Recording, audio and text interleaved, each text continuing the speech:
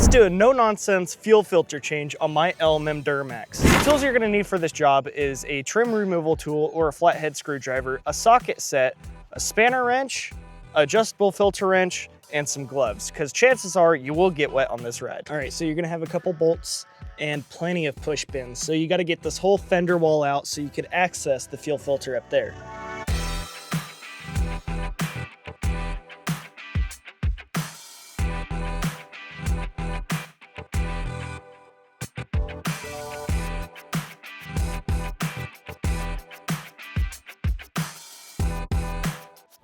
You're gonna have to unplug this sensor and then get your spader wrench up in there, take the sensor off, and then you're gonna have to take your filter wrench and unscrew the filter and try not to drop as much fuel as you can.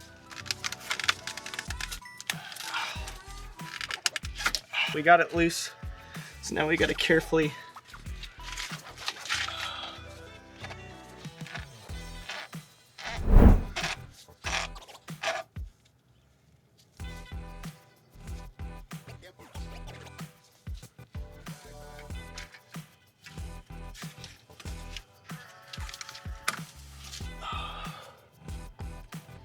You're gonna wanna oil these rings with either oil or fuel. I'm gonna do that real quick.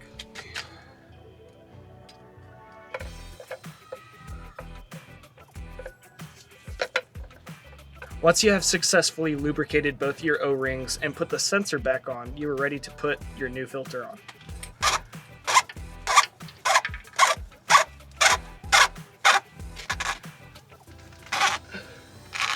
Get it as tight as you can for hand tightening. Now you plug your sensor back in, and now we need to get the air out of the system. Top of where the filter is, there's a button and a bleeder valve. You're gonna have to unscrew the bleeder valve with a flathead, because if you use anything else, it's plastic, you're gonna break it.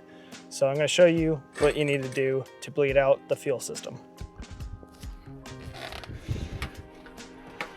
All right.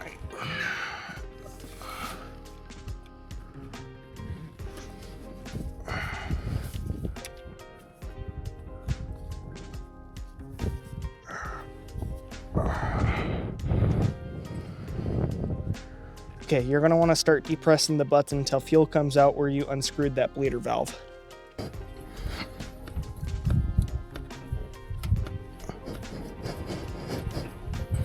Oh, see, there we go.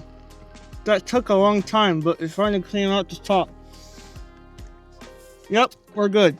We are good. Now we need to turn on the truck and make sure we're all good and no leaks.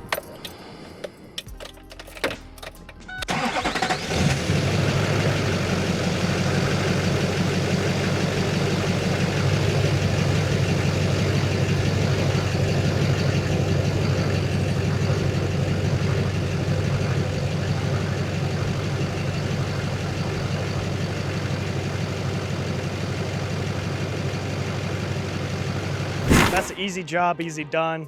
Button everything up, go for a test drive, make sure everything's okay, but that's how you get some free cologne too. You'll smell like diesel for the rest of the day. If you like the video, like the video. Have a wonderful day.